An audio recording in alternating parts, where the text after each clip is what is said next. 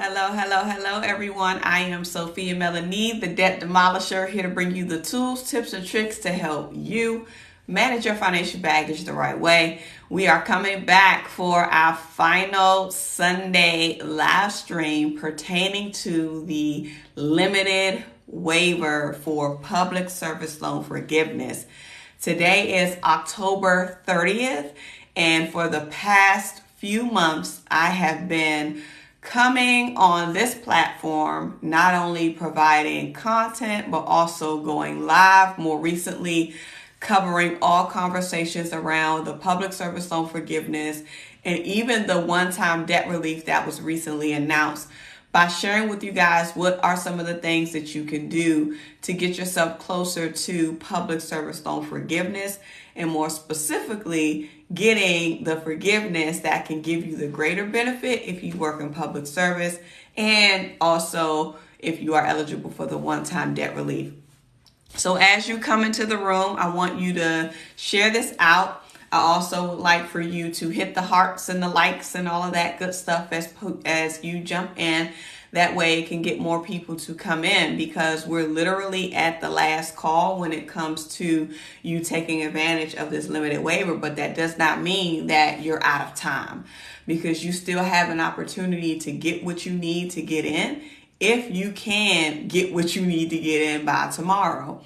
So I've been talking about the public service loan forgiveness program, the limited waiver that was announced.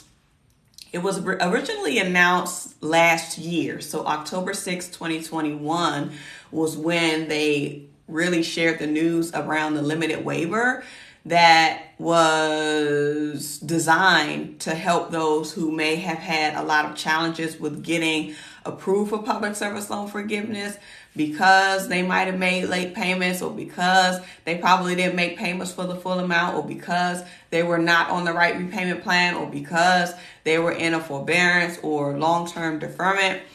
They essentially came up with this process to help alleviate those who should have technically or could have technically received public service loan forgiveness earlier, but due to the situations or maybe even financial circumstances, they weren't able to. So they allowed this limited waiver to take effect for literally over a year now. So this is why the limited waiver is expiring at the ending of this month, because it's been a year and a few weeks since this initiative has been established. So for those who work in public service, you have an opportunity to several things. Number one, if you've worked for a former employer, then you have an opportunity to submit a public service loan forgiveness form and application during this limited waiver period that could allow you potentially to be able to receive forgiveness even though you no longer work with the qualified employer at this time. And also to give you more counts if there were payments that you made while you were working with the qualified employer, and it might not have been the full amount, or even if it was a zero payment that you had to make. I mean, if the payment requirement was zero, then that is counting as a qualified payment for PSLF purposes. So the goal is to get to The goal is to get to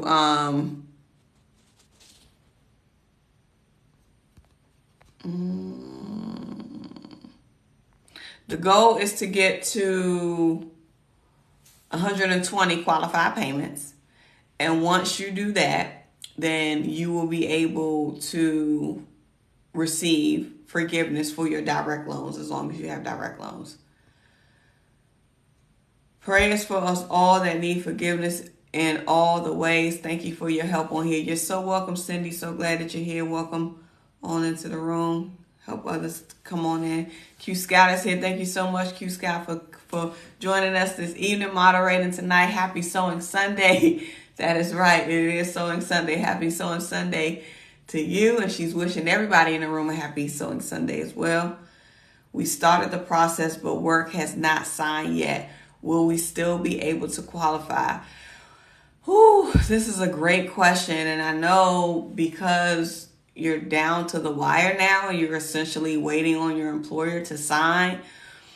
I would just say if there's any way that you could press your employer, get in contact with them, say, hey, is there any way that you could return this to me via email today, so that way I could fax it in, mail it in, whatever your preference is.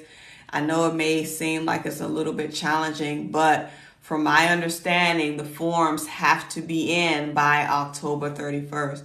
But if you already have other forms, so let me say this. If you've already started the process, but your employer has not signed, my question is that the only employer that you had that would qualify?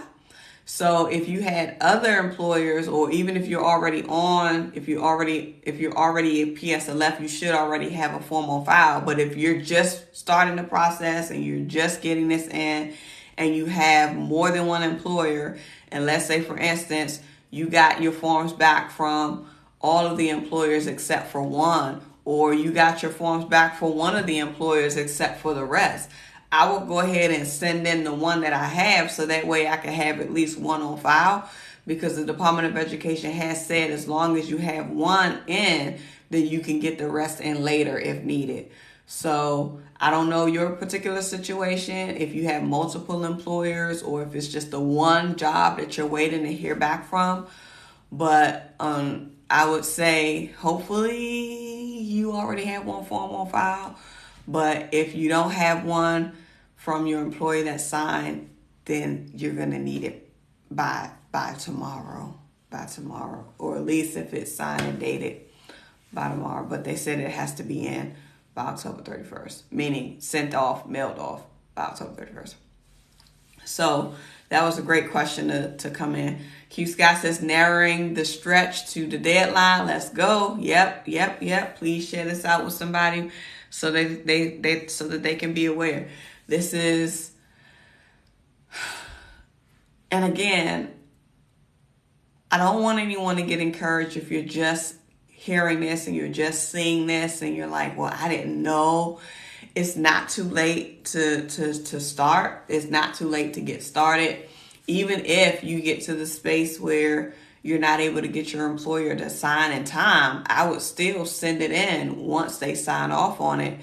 But just know that some of those limited waiver perks may not apply. I'm going to say may not apply, but it won't hinder you from potentially getting the forgiveness in the future. So another question says, if you completed the beta version of the debt relief application, will that suffice?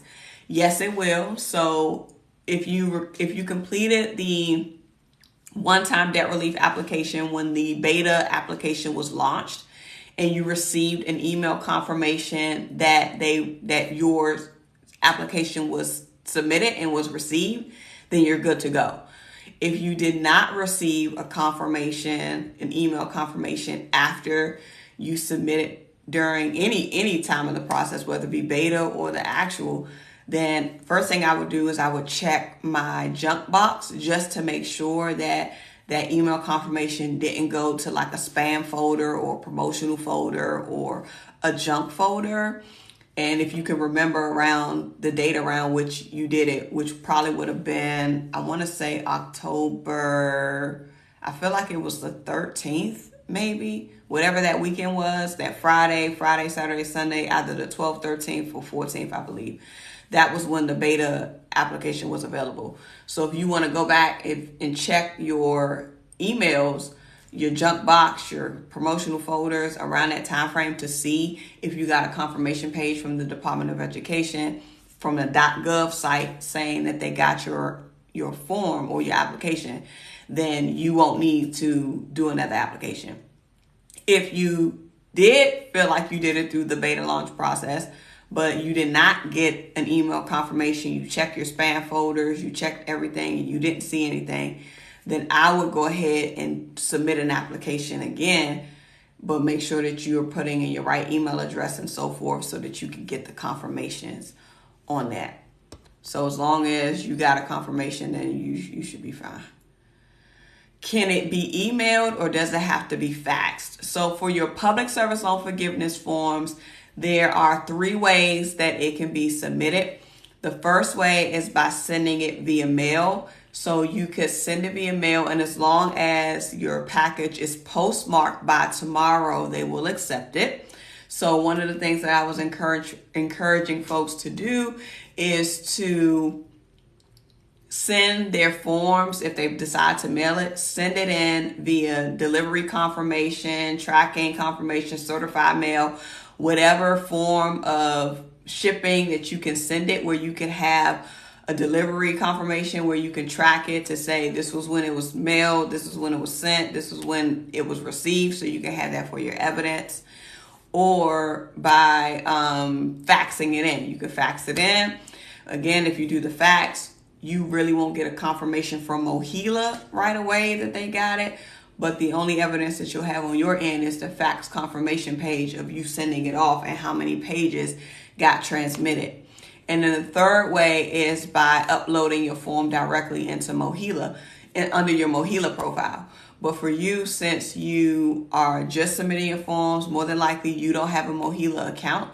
And so you won't be able to upload any documents into the profile, because I don't believe they're allowing you to create one until they have you set up in their system. So those are your options. You either mail it in, as long as it's postmarked by tomorrow. You can fax it in, as long as it's faxed in by tomorrow. Or if you have a MOHELA account, you can upload it directly into your portal by tomorrow. And that's October 31st, 2022. But in terms of email, I was saying if you can get your employer to email it back to you, just making sure that the signatures is legible and, you know, they're able to see it clearly. But definitely your employer can email you your forms back so that you can send it in, just as long as it's legible. We got a DDTV Jimmer in the building, sending roses. Hello, Renee. So good to see you. Thank you so much for the rose. Thank you so much for the rose. When should we see some of the loans being paid down? So this question is more than likely pertaining to the one-time debt relief, and that's either the 10K or the 20K. Remember that the pause has still kind of been in place. So until whatever happens with the court where they lift that restriction, because right now the Department of Education has been temporarily blocked from actually processing the application. So you could still submit an application for the one-time debt relief, but it cannot be processed until they get the green light from the courts. So from the latest announcement that was shared, it was said to be within 2 weeks, possibly. But again, I would just go forward by paying attention to what the news is saying or what is being said around the actual lifting of this temporary block. Because as long as that block is there, they can't process anything at this point pertaining to the one-time debt relief. So I would just say kind of play it by ear, pay attention to the studentaid.gov's website, pay attention to whitehouse.gov if that's what you're checking to get the latest announcements, to make sure that you're hearing the right information. Because I think some people were misinterpreting the statement around checks in the mail. And so a lot of people were saying statements around, oh, they're going to be sending the debt relief money as a check. No, that's not what they're going to be doing at all. So just beware of that. Do you submit the application for debt relief to reduce the total amount of the loans owed? Yes, for the one-time debt relief, as long as you are qualified for it, yeah, the monies will get applied to your federal outstanding loans. So whatever federal loan balances that you have, it'll get applied to those to the extent of what you are eligible to receive. Okay, got it. Thank you. You're welcome.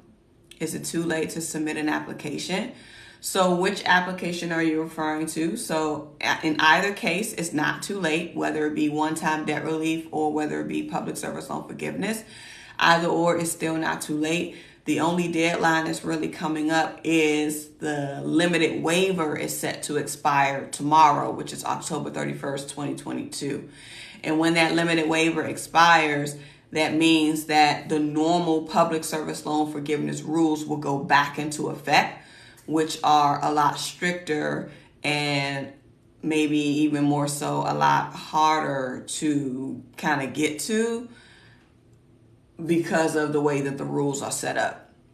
So if you are someone who works in public service, you've had federal loans that have been in a repayment status, even if your required payment was zero, or even if you were in forbearance for a long period of time, or even if you were in deferment for a long period of time, as long as it was not in school deferment, then you could be eligible for public service loan forgiveness as long as you work for a qualified employer, which would be a government entity or a nonprofit entity, nonprofit organization that's a 501c3, or a nonprofit organization that provides a qualifying service if they are not a 501c3.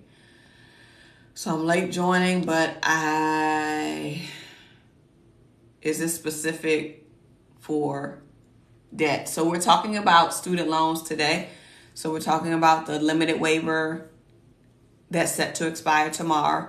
So the push is for those who ever need to take action. I've been going live so many days. I went live yesterday. I went live Thursday, Wednesday, Sunday. So I've been going live consecutively several days in a row, as well as sharing content on my page, getting folks informed around what actions they can take to take advantage of the limited PSLF waiver, which is set to expire tomorrow. So what's the email for the application process? I'm not sure if I understand what you're referring to. So email, you got to make sure that you have the email address, your correct email address. So I was saying, if you know that you submitted a one-time debt relief application, check your email to see if you got a confirmation from the Department of Education. See if it went to your spam. I know some people said it went to their spam. Some people said it went to their promotional folder, so they didn't notice it. But you'll definitely get a confirmation. You're supposed to get a confirmation after you submit an application. And if you submitted an application for the one-time debt relief, but you did not get a confirmation, then that would tell me that maybe they didn't get it, or it could be that you might have put in the wrong email address, which is still not good, because you want to make sure that you're putting in your right email so that they can be able to communicate with you. Do you know much for the military PSLF? Yeah, so with the military, if you work in military, then you would definitely be eligible for public service loan forgiveness. I know one of the alternatives that they are accepting to show evidence of your employment in the military is having a DD-214. So if you are having challenges with getting your form signed, or if you don't want to go through the hassle of getting your form signed, you can complete the PSLF form, attach your DD-214 or upload it, because it'll give you the option to upload your support as well. Under PSLF, you can attach the DD-214 for the service periods that you have referenced in your employment period on the form, so that it coincides, and then that way you can attach that with your PSLF form and submit it that way. So that'll take the burden off of trying to get the signature from an official in HR, because you can attach your DD-214 as alternative support with that, and they'll definitely accept that. Is this the Biden debt relief? So again, I'm answering both questions, but the purpose of this live stream is for the limited waiver that's set to expire tomorrow. But we're talking about student loan forgiveness across the board. So whatever questions you have, I'm here to answer them. Do you think they will undo the block? I am believing that they will, and I'm staying optimistic that they will. So we can't say per se, but I'm believing and I'm trusting that the block will be undone, so that the relief can be issued, because there's so many people that need this, especially because we're going into this space where we're going back into repayment, and a lot of loans, Some people have 6-figure student loan debt. Some people have 20,000 student loan debt. Some people have student loan debt that varies across the board. But even if you have 6 figures of student loan debt, $10,000 is $10,000 that you now don't have to pay. That's $10,000 that's not going to be accruing interest once it goes back into repayment. That's either $20,000 that you no longer have to be responsible for paying back. And even if the amount may seem small in proportion to what you owe, something is better than nothing. So I think it's imperative to just focus on being optimistic, and I'm just hoping that everything will work out. I believe, especially based on the legislation that has already been passed, which allowed them to kind of stand up this program, because the HEROES Act gave the Department of Education the ability to stand up programs that will help alleviate financial burdens during times of national disaster. And with COVID being a national disaster, I can see why they established this initiative, especially because we're going into the space where people now have to start repaying on these loans where they still haven't fully recouped financially, and then we're in the midst of a recession. So I'm praying that it'll work out. I'm believing that it will. So I'm hoping that you all will believe that it will too, because there's so many people that really need this. Do you know if they're still going to reverse student loans in default, the status? I haven't heard anything about reversing student loans in default. The only thing that I can think of in that regard is taking advantage of the Fresh Start program. So if you want to take advantage of the Fresh Start program, that initiative is still there. That initiative has been available since April of 2022. So April of this year, they've started Fresh Start initiatives, not even only with the Department of Education, even when it comes to IRS. Just look up the Fresh Start initiative. You'll be able to see it across multiple types of programs. But definitely, Fresh Start is one that helps those who may have been in default to be able to go back to school or to be able to receive relief in that regard.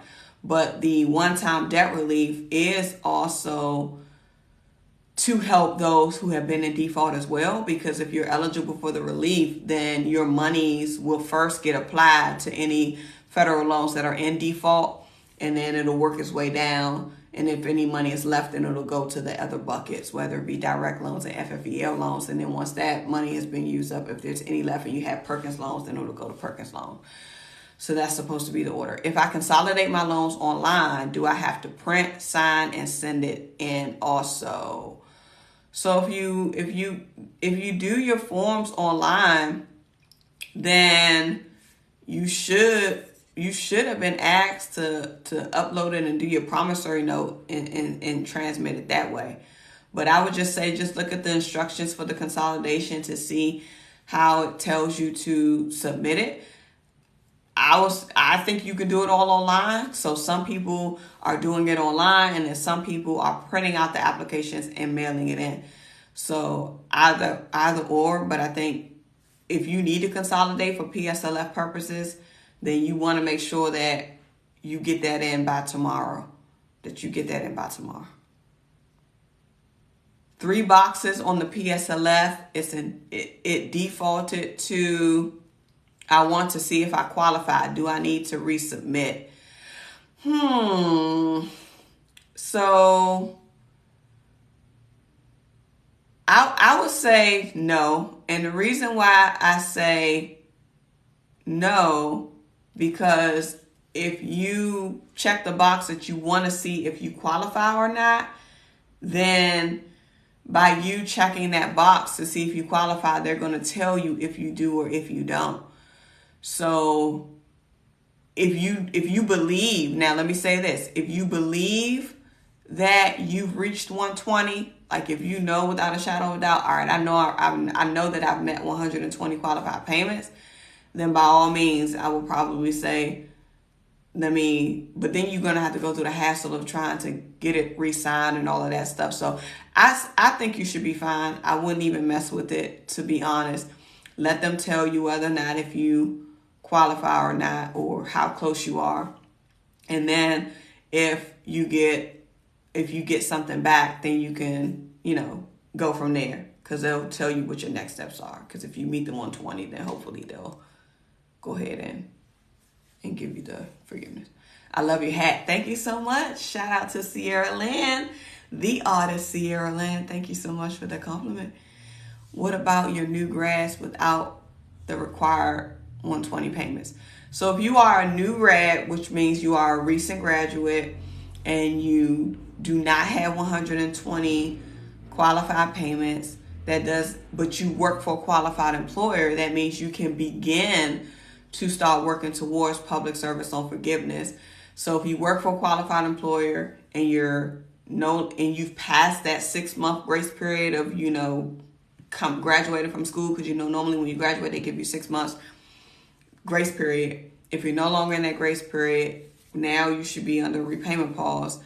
But if that's the case for you and you work for a qualified employer, you can still begin to submit your forms. However, you're not going to get any forgiveness because you haven't reached the 120 qualified payments.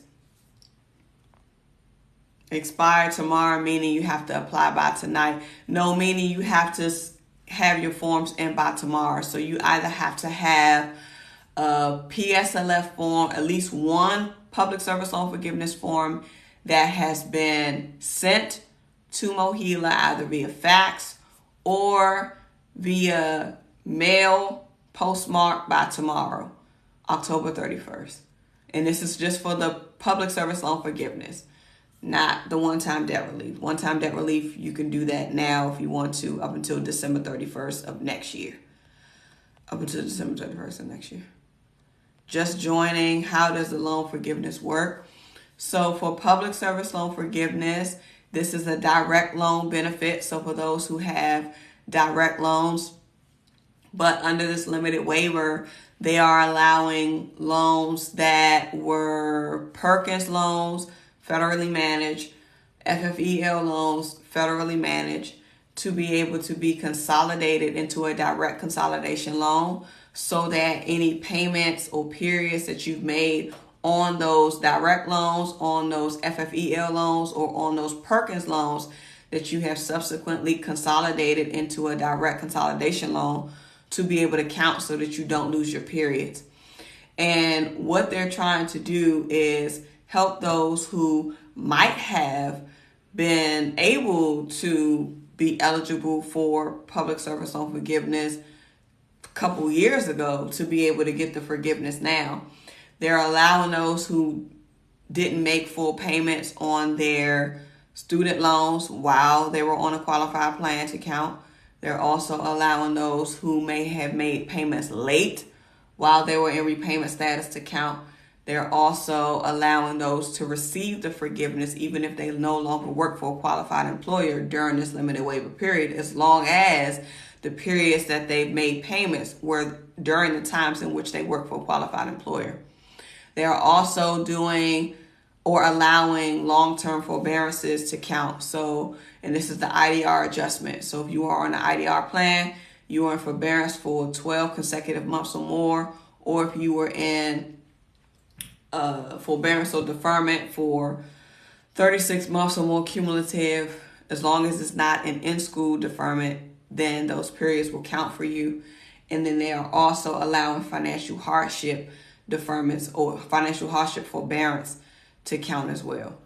So that's how it works. Once you get to 120 qualified payments, they will forgive the remaining balance of that particular direct loan disbursement or that direct loan that has reached 120 qualified payments. So if he hasn't signed yet, can you still submit with a waiver? What is it called? The waiver. So it's called Public Service Loan Forgiveness Limited Waiver. So if your employer has not signed, you could check the box to say that your employer has refused to sign so that you can get it in. But I will provide alternative support for the periods to kind of show another way to prove that you work for that employer.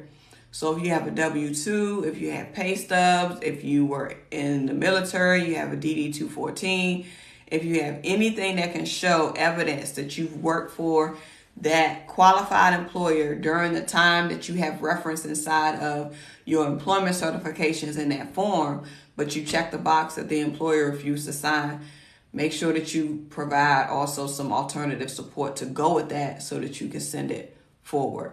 But that will be like the last resort, checking that box, because they really want folks to get their form signed. But I know that we're down to the wire, we're pressed for time. If you've gone through the extreme and you're not able to get signatures by 12 o'clock tomorrow, then check the box that they won't sign. Make sure that you attach W-2s, pay stubs, whatever it is that you can provide to support that employment period that you have referenced. Then you can send it in with your application.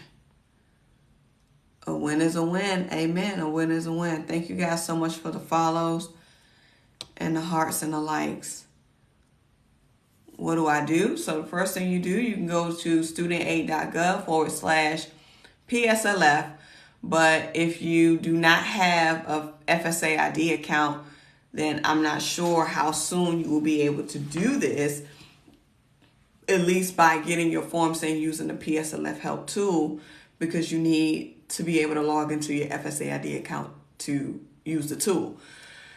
If you want to go the route of just completing the form without utilizing the tool, then you would have to download the PDF version of the application, fill it out, send it in.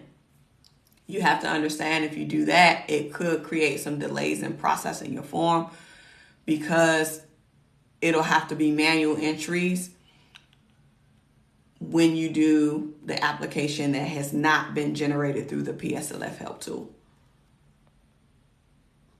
Who can submit this request? Who can submit which request? Let me know which one you're talking about.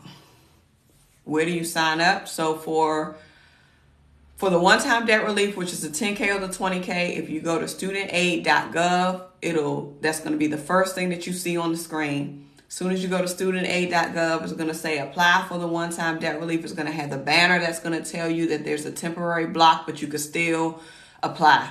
Click on the apply now button. It'll take you less than 5 minutes to do. If you want to do public service loan forgiveness, which is the one that I was just explaining, you're going to have to go to studentaid.gov/PSLF. If you have an FSA ID account, log into your FSA ID account, use the help tool to help generate your form so that you can download it and have it signed, hopefully by your employer tomorrow, or as an alternative, check the box, employer won't sign, attach alternative support, upload alternative support so they can print everything together or download everything together as a package, and then send that in. So those are the two websites. Lord, do it for us. Do it for me. Hallelujah. That's right. Do it for us. Amen. I applied to see if I qualify for PSLF. Did I need to reapply to process my forgiveness? So if you already applied to see if you qualify for PSLF, you should be okay, because they're going to tell you. So if you've already submitted your forms, and if you believe that you've met the 120, like I was saying before, depending on your timing, because I don't know how long ago you applied, if it was just recently, or if it was last year, if it was a couple months ago, I'm not sure when you did yours. But if you believe that you've met the 120 and it's not going to be a hassle for you to get your stuff re-signed, then by all means. But if you've already just did it to see if you qualify, they'll tell you if you qualify or not. And if you met the 120, they'll let you know that too. What if your loans have been transferred to MOHELA? So if your loans have been transferred to MOHELA, then more than likely that's a good sign, because you already have a PSLF form on file, maybe, and you can tell me if you do or if you don't. But when loan servicers switch, because some loans moved over to MOHELA for PSLF purposes, and some loans moved over to MOHELA for other purposes. I can't tell you why. But if you had Fed Loan Servicing as your loan servicer already, then more than likely you already have a PSLF form on file, which was why your loans transferred over to MOHELA, because MOHELA is now the loan servicer for all public service loan forgiveness accounts. So if you have ever submitted a PSLF form at any point in time, Fed Loan Servicing was the prior loan servicer, but that responsibility has transitioned over to MOHELA. So now all PSLF accounts that were serviced by Fed Loan now has to go over to MOHELA, and they've been moving those accounts in pieces. So if yours is transferred over, then more than likely you probably already have a PSLF form on file, which is good. Once repayments start, is the payment going to be lower? I heard income base is going down from 10% to 5%. So that part of the plan has not been finalized just yet. So that is one of the initiatives that's under the 3-part plan that was announced on August 24th. So this is the 3-part debt relief plan, where they introduce, of course, the extension of the repayment pause, where they introduce also the one-time debt relief of $10K or $20K for federal loan holders, whether you were a Pell Grant recipient or even if you were not. And then the third piece of that is the income-driven repayment plans that will be no more than 5% of your discretionary income. So that piece is still being ironed out. The last I heard, it was under a comment period, and the comment period is typically 30 days. I don't believe we've reached that 30-day period yet, but once they are able to finalize the rules and the regulations and making that IDR plan available, then it will most definitely be announced. But right now, it's not available, and I don't know if everything is going to be finalized by the time that the extended repayment pause ends.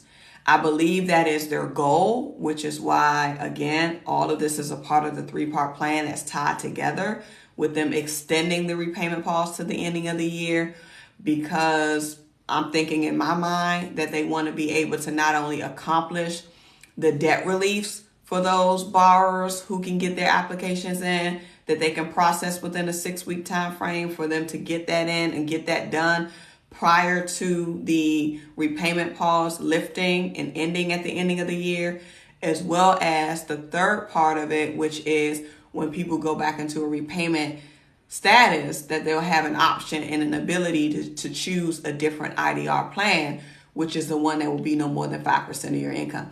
So again, with IDR plans, we all know that there are different rules and different terms and different program types, meaning loan program types that may be applicable for it.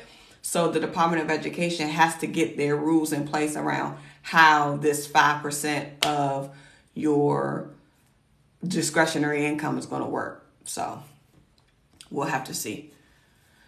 Biden student loan forgiveness is different than PSLF, right? Yes. So the one-time debt relief, which is the Biden relief that folks are referring to, is not the same as the public service loan forgiveness. So the public service loan forgiveness is completely different, completely separate, and completely independent of the one-time debt relief. So if you are eligible for both, then you can apply for both.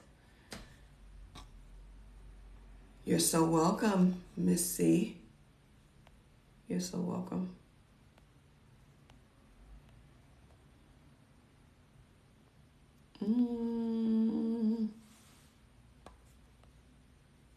I hate when this thing drops down.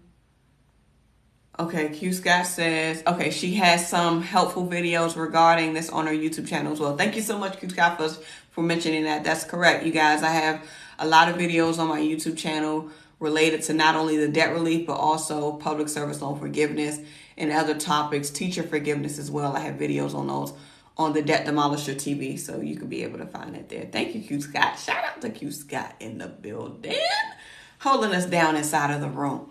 I have a Parent Plus loan. Does this qualify? So for Parent Plus loans, it's going to be sticky for you. One-time debt relief you can get as long as your income qualifies you. So if you're concerned about whether or not you'll be able to get the one-time debt relief, as long as your income qualifies you, as long as you have a federal loan, it can apply. You can get the relief. The relief can be applied towards Parent Plus loans.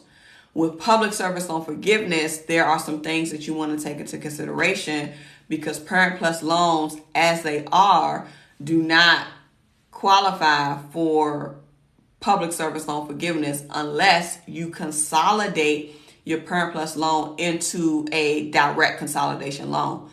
But the thing with the Parent Plus loans being consolidated is that once you consolidate your Parent Plus loans into a direct loan, if that's the only thing that you're consolidating into a direct loan, then your payment counts are going to start at 0, because prior payments or prior periods on a Parent Plus loan as is will not roll over when you consolidate it. The only way that it'll work to your advantage is if you have Parent Plus loans that you're trying to consolidate in addition to direct loans that you already have, or FFEL, federally managed loans that you already have, or Perkins, federally managed loans that you already have, that you can then consolidate all into one, so that the oldest count on the loan types that do qualify for rollover, which will be Perkins, FFEL, and direct, that can take the oldest time, and then it'll lump in with the Parent Plus loan, because your consolidated loan is going to be treated as one loan. And whenever that one loan gets to 120 in the aggregate, then it'll get forgiven. So that's the only thing when it comes to the loophole and the workaround with Parent Plus loans. So if you are wanting to try to get your Parent Plus loans to be forgiven, but that's all you have to realize that you're going to be starting from 0, and then you'll have to get to 120 periods before it can be forgiven. And you'll have to be at 120 qualified payments while you're working with the qualified employer. And while you're working with the qualified employer. If HR hasn't signed, what do we do? I think I just shared that. If you've gone and done your due diligence that you're not able to get them signed, check the box and just say that the employee won't sign. Can't you upload the paperwork PSLF form if you have Mohila already? Yes, I did mention that. If you have a Mohila account already, you can upload the form. That's the third option for you to submit your PSLF forms. So if you already have a Mohila account, go ahead and upload it as soon as you get them signed. And if you're not able to get them signed because your employer refused to sign, then you check that box and attach your supporting documentation along with it when you upload it. I have met 142 qualifying payments. How long does it take to be forgiven? Oh my goodness. So you received that count from them that said that you're at 142? So if you know for a fact that you got confirmation that your count from your dashboard, whether it be your dashboard on your FSAID account, or whether it be updates that you see inside of your Mohila profile, if you are at 142, then you are in very well good standing, and more than likely your forgiveness will be processed. It can take some time for it to process, so we don't know how long that's going to take. It could take months. It could take weeks. It just really depends, but they have a high volume. So one of the things that they said was to be patient. But my question to you is, if it's showing you that you have 142 qualifying payments, because you know that you have your quantity, what I would do, and I don't know if you've checked the box or not for them to automatically put it in forbearance while they do the count, but if you did not do that, what I would do once it comes out of this repayment pause is request for it to be put in forbearance, because you have the 142. Because you have the 142, if you put it in forbearance, you won't have to make any payments. It's not going to count against you. It's just when that application, or when they process your PSLF form for forgiveness, it'll get forgiven. And if there were any payments that you made in excess of the 120, you should be able to get that back. Is this only for Department of Education? I have mine with Navient. So this is only for federal loans. So if you have Navient in your loans were private for whatever reason, then unfortunately this conversation will not benefit you. However, Navient was at one point a loan servicer for federal loans, but Navient, those who had federal loans that were where Navient was the loan servicer, they ended up getting transferred, or they still may be in the process of getting transferred if they haven't gotten transferred already, to Aidvantage, because Aidvantage has now taken over the accounts that Navient was the loan servicer for. So it could be two, because Navient was a federal loan servicer, but then Navient also grants private loans as well. So it depends on what you took out. I received a letter saying 100 out of 120. Oh, that's good. So that means you are 20 qualified payments away. And we don't know how much of what they included. So what I would say for you, I would definitely be on the lookout, because they're probably starting to update your accounts. So if you know that you submitted your form, you're going to get multiple notifications. You're going to get multiple letters, because as they are doing the IDR adjustments, as they are doing the PSLF updates, as they are doing any other changes that they need to make updates for the counts, you're going to get notified each time that count update has been completed. So prayerfully, your next notification will say that you've exceeded the 120, like the other person just said. And then that way you'll be one step closer to getting that forgiveness. And whatever your notification is, they'll tell you what you need to do next. So good job. I sent my forms in, but did not realize I had to consolidate. So, and again, you don't have to consolidate, but again, you would consolidate if it's going to be a better benefit to you. So consolidating can be very iffy. It just depends on, like what I just explained, the types of loans that you had, and whether or not if the consolidation will work to your advantage under this limited waiver period. Because after Monday, which will mean starting November the 1st, then the normal rules will go back into play, and I don't believe consolidation is going to consolidation, meaning those prior counts to be able to roll over is going to be allowable, because that's only being allowable under the limited waiver period.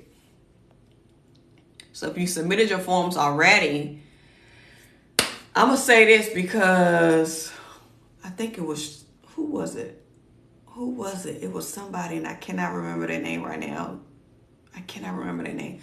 But somebody asked the same question around submitting their forms already, but didn't realize that they could consolidate to their advantage.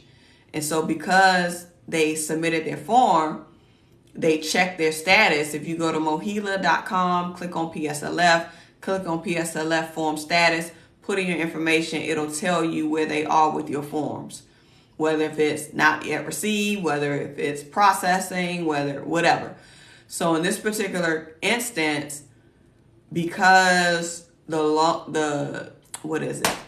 because the form hadn't necessarily been processed yet, this person, I believe is going to reach out to Mohila. I believe they're going to reach out to see if they can now submit a consolidation application by tomorrow and still allow it to count. And the only reason why I was a little bit hesitant about that is because the Department of Education talked about the order in which you should do these things. They said consolidate first, then submit your form, and then wait.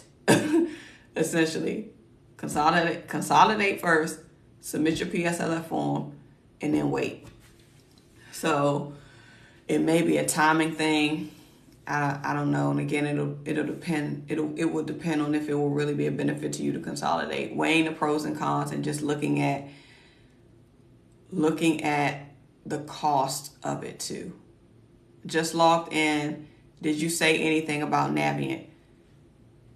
yeah, I did just talk about Navient, them being a former loan servicer for federal loans.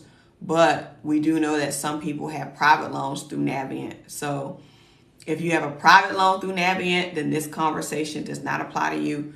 But if you've had federal loans where Navient was the loan servicer on your federal loans, then this conversation will apply to you.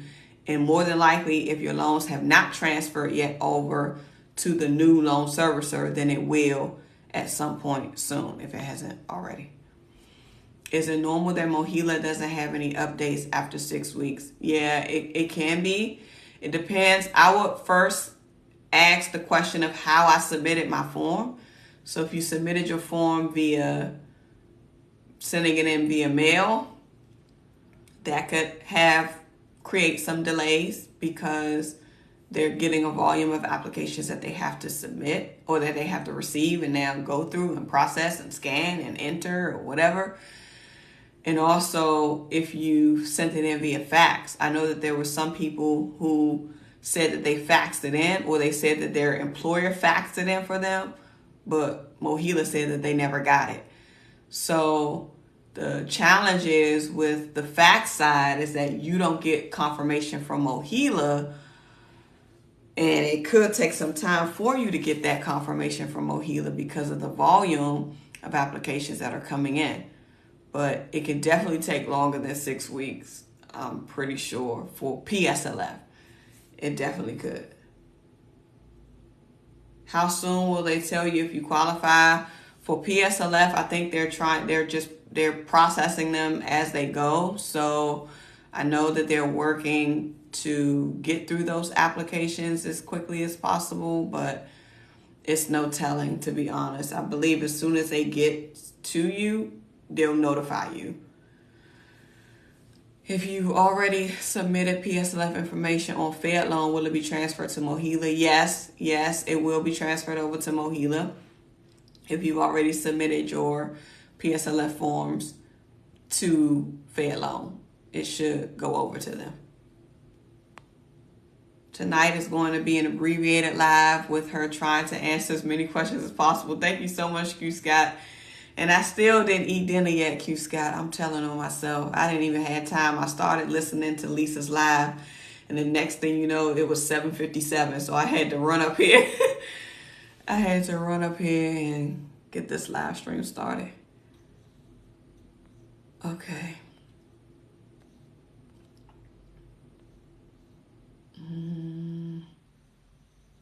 If she misses you, please check past videos on TikTok as well as YouTube. Thank you so much, Q Scott. Thank you. You're welcome, user. User says good info. Hi, so if your loan was transferred to Advantage, if your loan was transferred to Advantage, then that means that you have a federal loan. So if you have a federal loan, I would then check to see who your loan service, not who your loan servicer is, but who you work for. Because if you could potentially qualify for public service loan forgiveness, then I will focus my efforts on trying to get my forms in, even though you literally just have one day, which would be tomorrow, if you work for a qualified employer for PSLF. But if you are not a PSLF, meaning you're not a public service worker, and you're just concerned about the one-time debt relief, then you should be fine because you have federal loans if your loan accounts was transferred to Advantage. Why is the loan company contacting me when having to make payments is on hold? So it depends on who your loan company is.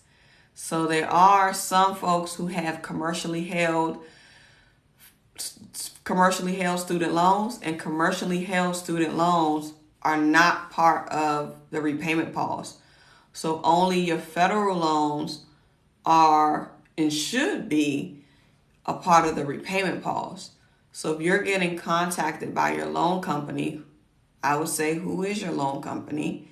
And if your loan company is someone who is not one of the loan servicers that manages federal loans, then more than likely you have a private loan or you have a commercially held loan, which does not fall under the repayment pause.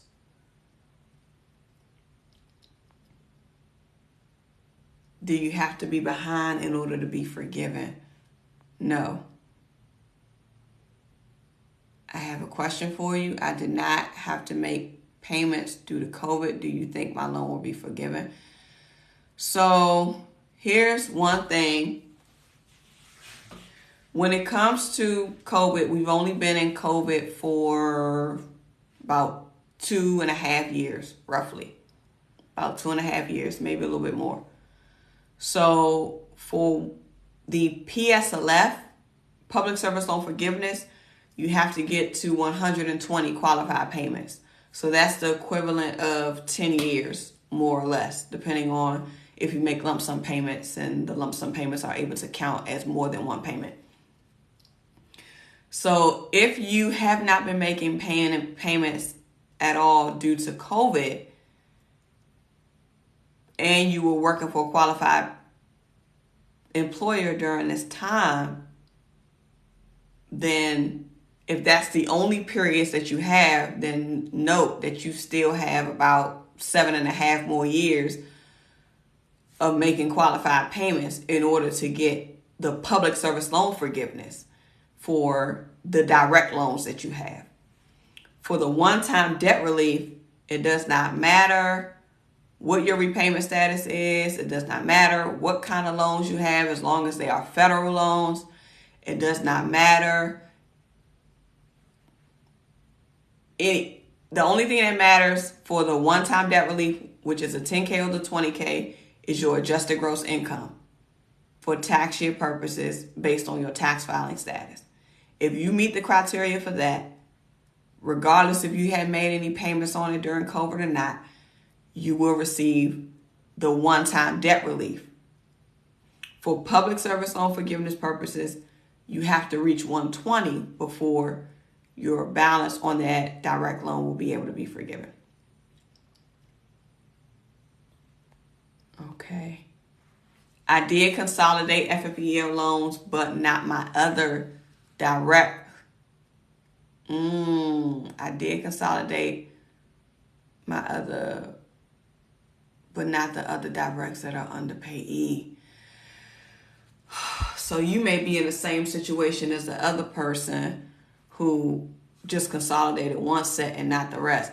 I mean, either way, you'll still be able to get to it. It's just that it probably won't happen all at the same time, because if your FFEL loans were in repayment status way before your other direct loans, then that means the FFEL loans that were consolidated is going to get forgiven first. Or once it reaches the 120, it'll get forgiven first.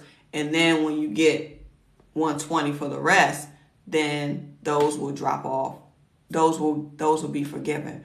So you're like in the same situation as the other person who shared yesterday, that they only consolidated one set, not knowing that they could consolidate all of them into one so that it can all be forgiven at once. So you may also want to check with Mohila on that, because if your consolidation is still pending, you may be able to catch it to see if you can kind of redo it. But if your consolidation has already happened, then at that point it's too late. So let me know if it already showed that your FFEL loans have been paid off based on the consolidation that was done. So that's going to be touchy. But I think for PSLF purposes, either way, you should get it if you qualify for PSLF. But once it reaches 120, it'll get there.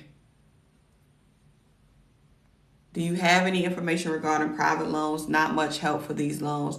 Yes, not much help for these loans. I do have a playlist on your options for private loans. So if you go to my page, click on Debt Demolisher TV and look at the playlist. It should be the very first playlist. It'll be a green bubble that says private student loans. So if you click on that, it's maybe about 2 videos or something in there. Like I said, not much information, but at least it's something that can help you help you with thinking through some options, some possible options. There's really not many, but it doesn't hurt to look into it. If I have Grad Plus loans, should I consolidate? That's going to be a personal decision. Again, it's going to be based on the affordability. You're going to have to look at cost capitalization, like the interest that's being capitalized, how much more is going to be, what other loan types you have. So it's a lot of things to consider in that regard too.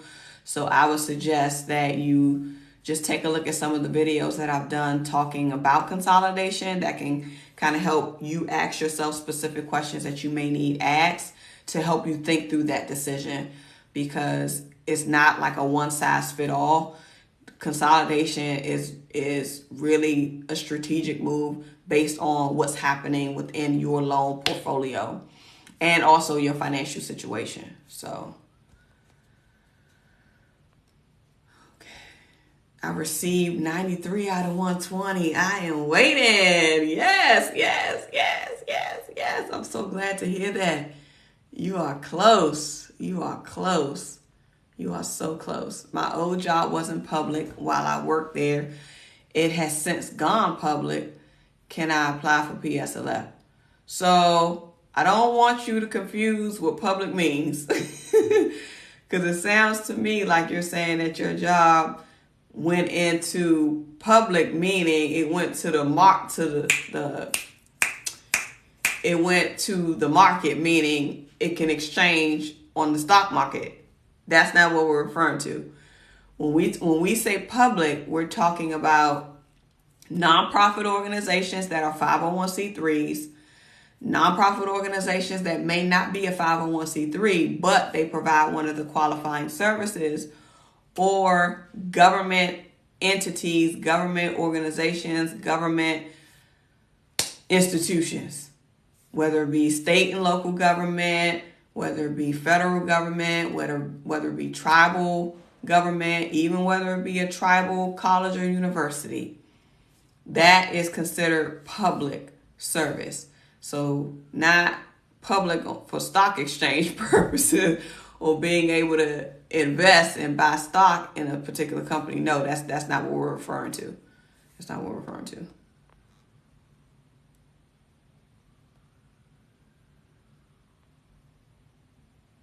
I just checked Mohila and I have 31 payments left. Oh my God.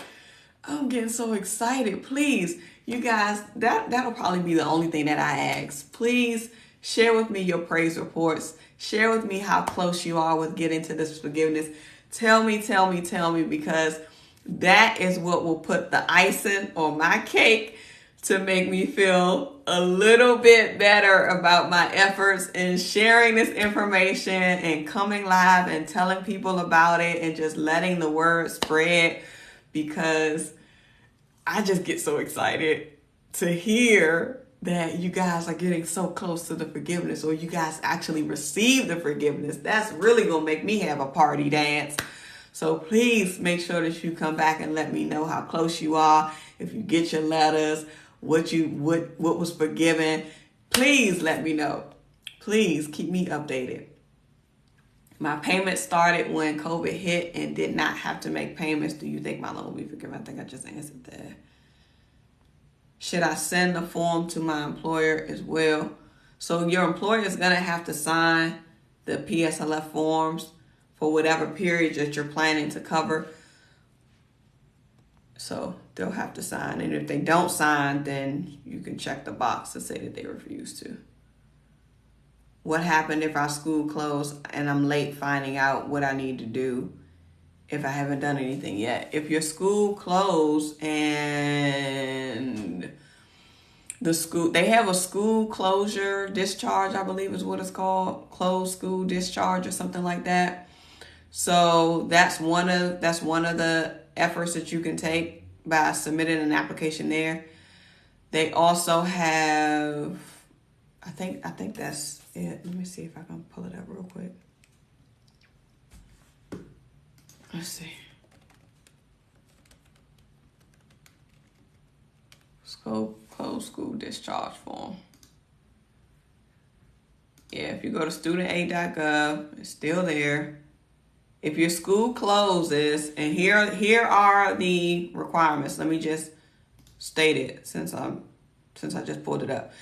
If your school closes while you are enrolled or soon after you withdraw, you may be eligible for discharge of your federal student loan. Loan discharge is the removal of your obligation to repay your loan under certain circumstances.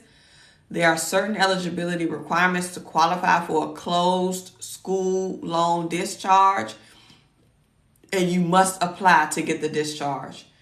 So it's important for you to obtain your academic and financial aid records if your school closes, since you might need those records if you plan to attend another school or want your student loans discharged. Here's the criteria.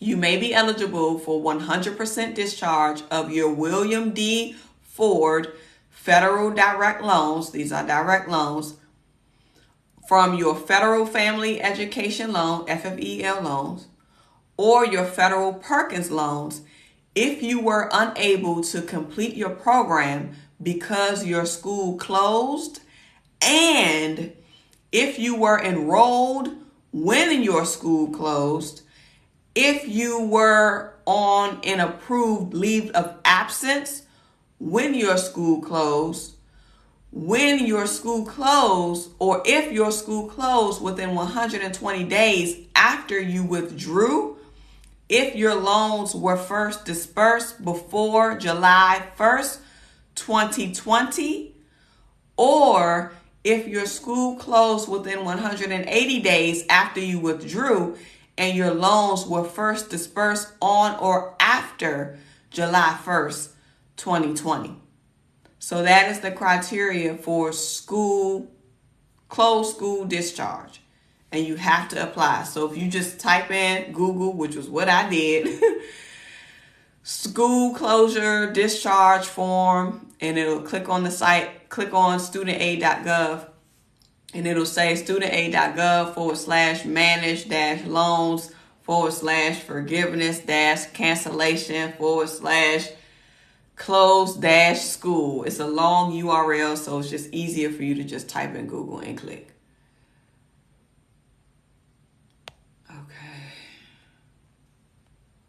Whew, I'm getting lightheaded, y'all, because I have not eaten a thing.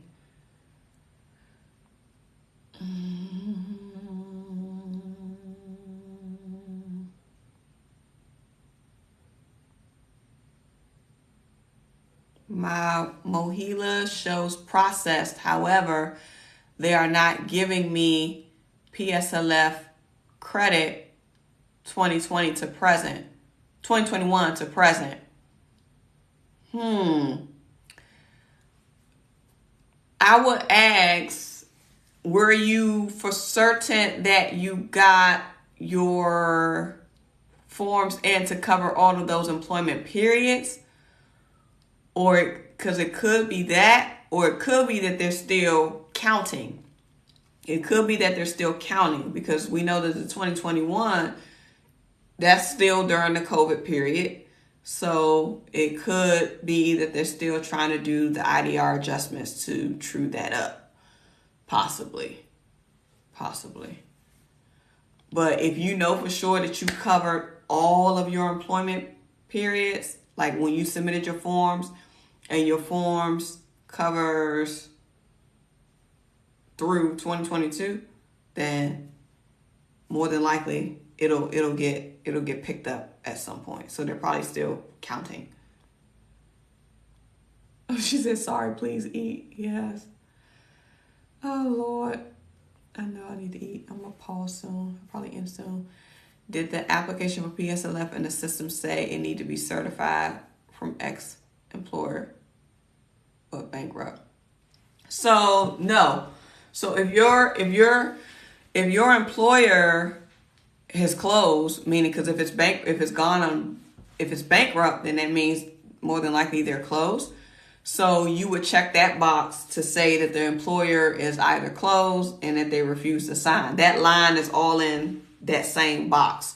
So on the bottom of the PSLF page, the first page of the PSLF form, it should give you the option to check that box that the employer is no longer in business or that the employer refused to sign. You check that box, and still provide alternative support. And Section 4 will not be signed at that point because there is no employer to sign for you. Okay. Thank you all so much for the follows. Thank you so much for the follows. All right. Q Scott says, please feel free to check the replay, and you can also check out past videos on her YouTube. Yes. Thank you so much, Q Scott.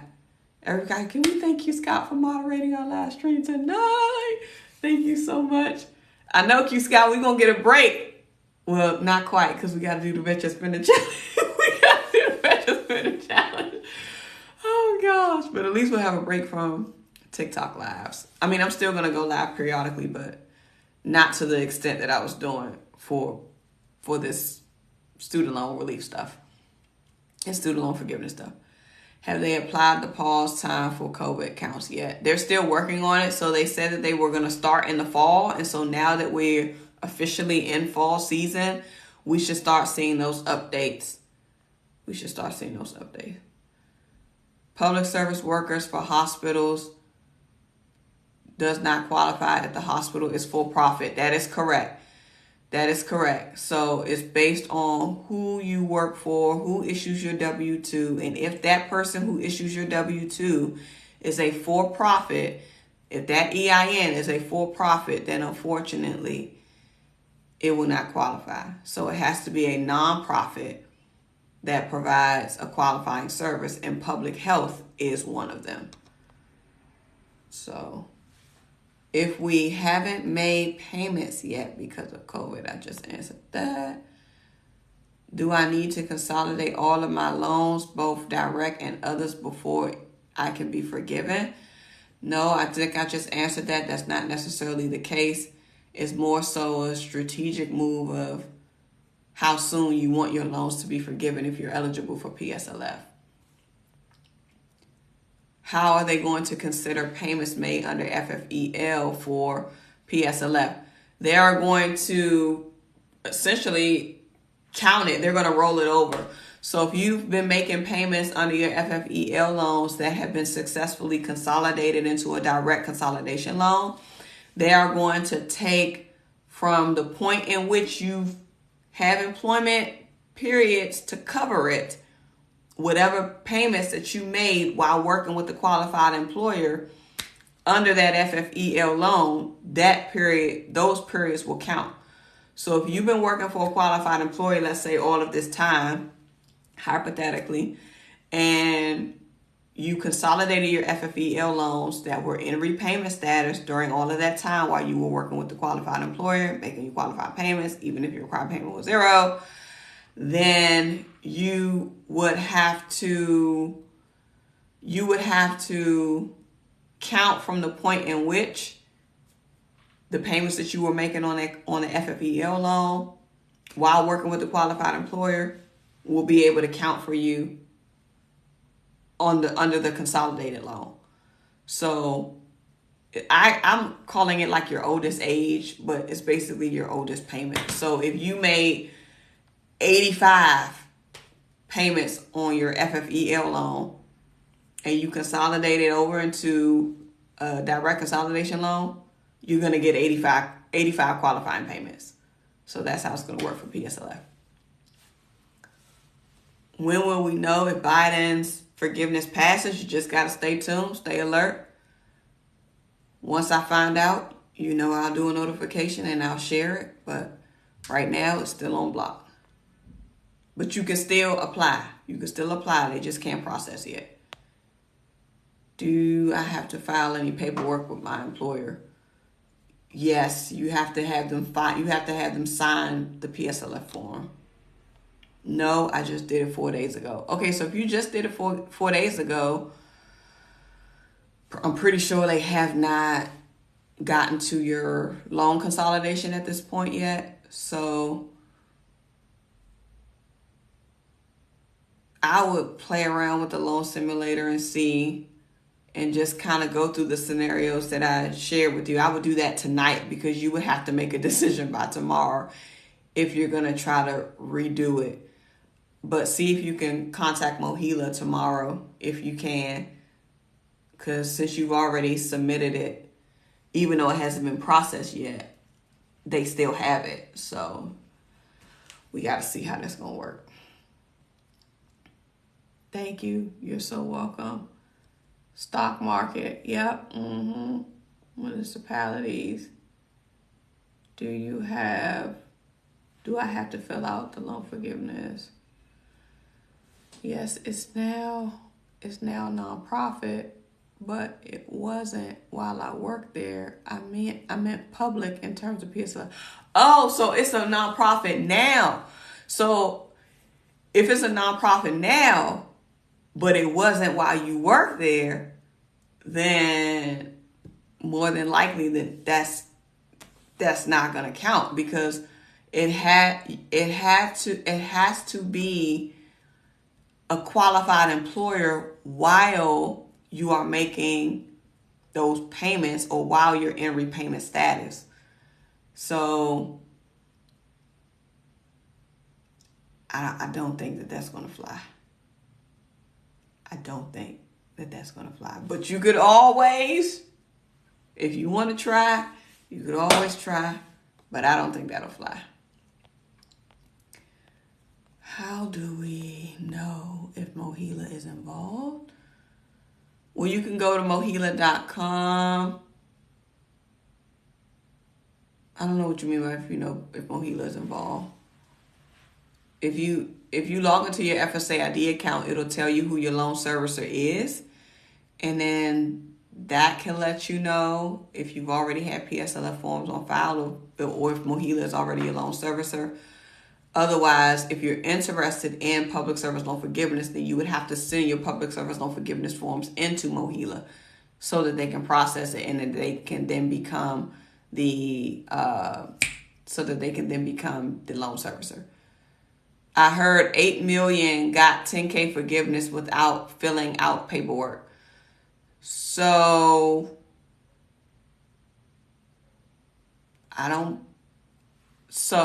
from what I've read, they said that 8 million are eligible to receive the forgiveness without filling out the paperwork because the Department of Education already has their income data on file. So that 8 million number that you saw, I highly doubt that they processed that much in the debt relief so far, because they literally just put out the application. And then now, because of the pause, I doubt that they've issued out that much to that many people. So if you heard that, it's more so the language that they have stating that 8 million people can receive it because they already have the information on file. But the Department of Education put the application form out to encourage people to apply just so that no one gets missed. Because if they already have your information, then more than likely they're going to process it. There was someone else who was on one of the former lives that said that they got a notice from the Department of Education saying, hey, you qualify for such and such, you're automatically going to receive the relief. But if you want to opt out, then you have until XYZ date to do so. And that's another reason why I know they haven't processed all of the stuff yet, because some people were upset or worried about the state income tax implications that will happen for those states that are taxing the forgiveness. Because for federal purposes, the one-time debt relief is not taxable, but there are some states that will tax the one-time debt relief. So they are allowing people who they already have the information for that will automatically, quote unquote, get it, have the opportunity to opt out if they live in one of those states that are planning to tax the relief. So that's probably where that language came from. And I'm pretty sure that's where that language came from because I read it. I read it on the site. that says that 8 million borrowers will receive automatically. You have to have 120 payments, right, to get. You have to have 120 payments to get public service loan forgiveness, yes. Public service loan forgiveness, yes. Do I have to consolidate my loans first? You would have to consolidate, and if you need to, you would have to consolidate and get your PSLF form in by October 31st, 2021, which is tomorrow. Okay, Q Scott said, everybody, let's wrap up at 9:15. Clearly, I didn't see that, so we getting ready to wrap up. There are a lot of repeat questions. I'm sorry, because I'm just reading them as I'm seeing them and not realizing that they're repeats, but maybe I'll just skim through and see. If you have questions about consolidation, go to my YouTube page, the Debt Demolisher TV. I have videos that talk thoroughly through that process. Or if you don't want to go to my YouTube page, you can go to my TikTok page and find the videos that I have on PSLF that'll talk all about consolidation. So the PSLF will not let me go back as far as I need to. What is the alternative? What do you mean it won't let you go back as far as you need to?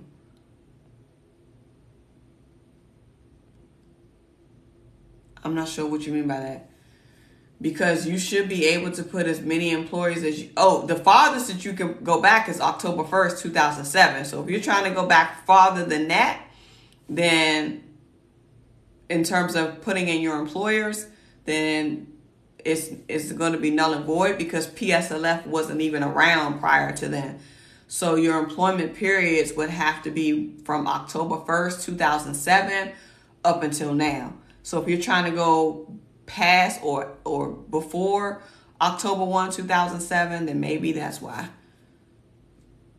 Because any of the employment period prior to that won't help, or won't count rather.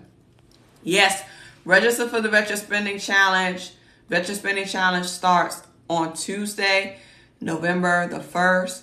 30 days for 30 minutes. If you want to get yourself in a space where you can regain control over your finances, and not only that, get yourself in a space where you are in control during the holiday season financially, then you definitely want to register for the complimentary 30-day Vet Your Spending Challenge, where I'll be sharing not only lessons, but templates and tools and exercises to really help you get money conscious during this holiday season, especially since we're in the spirit of a recession period. So we got to get these coins together. We got to be building these reserves. We got to be mindful with our resources, and we cannot fold under pressure and out of guilt, buying all kind of things for people just because they put a sad puppy face on saying that they want X, Y, and Z.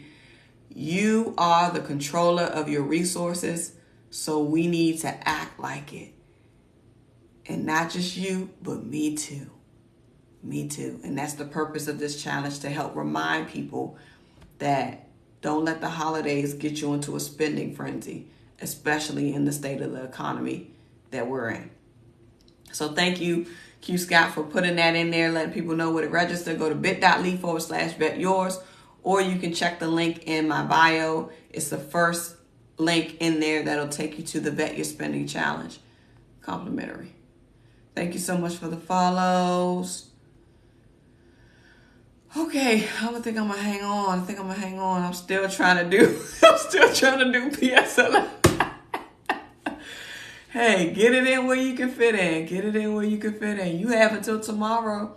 Do what you can. And even after tomorrow, you still have time, but it's just that the limited waiver perks won't apply to you after that point. So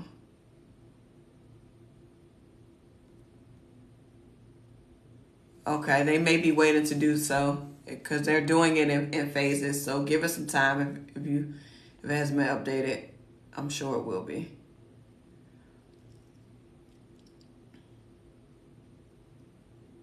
All right, everybody, we're going to go ahead and close out. That's a wrap. October 1st, 2007 to current. That is correct. You can register for the Vet Your Spending Challenge at bit.ly/vetyours. Link is in the bio. Will your state contact you to get your loan forgiveness application? No, the state won't contact you. The state won't contact you for your loan forgiveness application. I'm assuming you're referring to the one-time debt relief.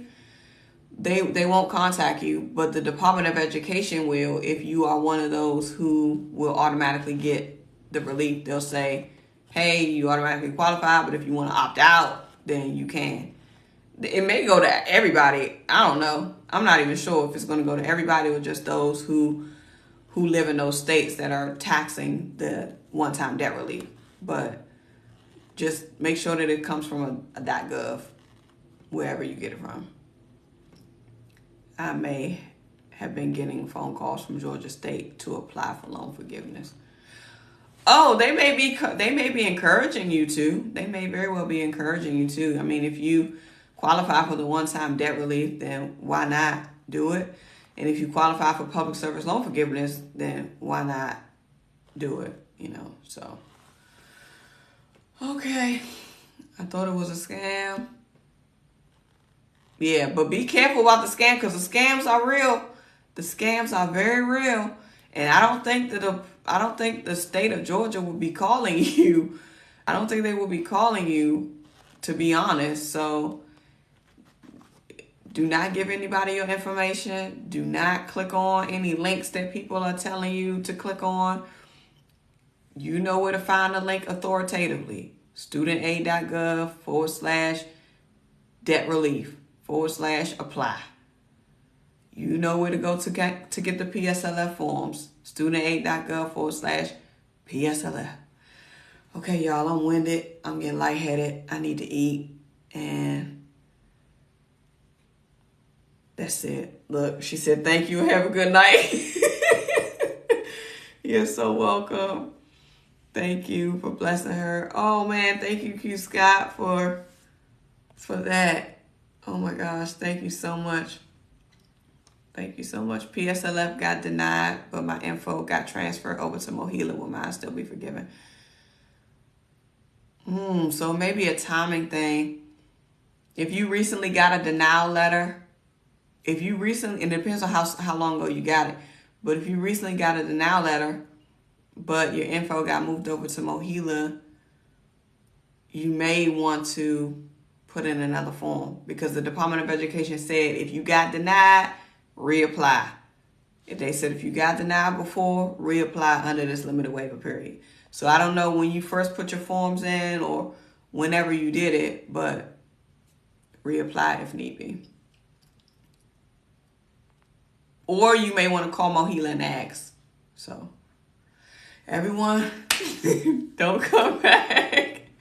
Don't forget to come back and share this channel with a friend. Amen, amen, amen. So PSLF program will not go back past 2007, even if you have prior payments. That is correct, because public service loan forgiveness was not a program that was legislatively available at the time. So October 1st, 2007 is when public service loan forgiveness program went live. So they cannot count any payments or any periods prior to that. So only from October 1, 2007 up until now. All right. You can get them online. You can get them on the line. Yeah, if you can get them on the line. Okay, everybody. Thank y'all so much for joining. It's been 90 minutes, so I got to fix something to eat before I pass out. Thank you, guys. I may come in and do a pop-in and check-in on you all tomorrow. It'll be the end of the... I work tomorrow, so I'm not going to be able to do anything like during the day. It's going to have to be after hours, so around the same time if I do pop in and check and see. But we will continue and register for the Veteran Spending Challenge if you want to be able to join us for the month of November at no cost to you. It'll change your life. I think it will. All right, you guys. Thank you so much for tuning in, and I want to remind you that your financial prosperity awaits you, and so does your financial sanity. You already know what I'm going to tell you to do, and that's what? Get to work. Shout out to Q Scott for moderating tonight. Thank you for serving. Thank you for helping us out. Thank you for guiding people into the right way. We'll be back for another live, you guys. Good night.